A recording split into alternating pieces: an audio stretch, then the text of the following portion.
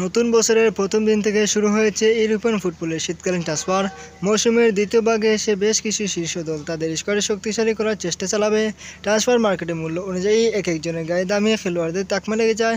নতুন বছরের শুরুতে বিশ্বের শীর্ষ দামি 10জন ফুটবলারের বিষয় নিয়ে এই ভিডিও ধরা হলো এবং ভিডিওটি না টেনে সম্পূর্ণ ভিডিওটি দেখতে থাকুন এবং আমাদের চ্যানেলে নতুন হয়ে দেখলে চ্যানেলটি সাবস্ক্রাইব করে পাশে থাকবেন। বিশ্বের শীর্ষ দামি 10জন ফুটবলারের তালিকার মধ্যে এক নম্বরে রয়েছেন আর্লিং হালান্ড, ম্যানচেস্টার সিটি ক্লাবে খেলেন, 144.2 মিলিয়ন ইউরো। 2 নম্বরে আছেন কিলিয়ান এমবাপ্পে, পিএসজি ক্লাবে খেলেন, 137 million euro.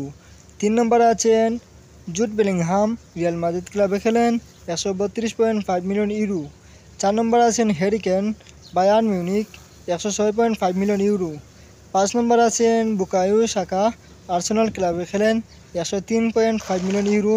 Vinicius junior, Real Madrid ক্লাবে খেলেন, 101.5 million euro. Jamal Musiala, Bayern Munich ক্লাবে খেলেন, 93.7 মিলিয়ন ইউরো।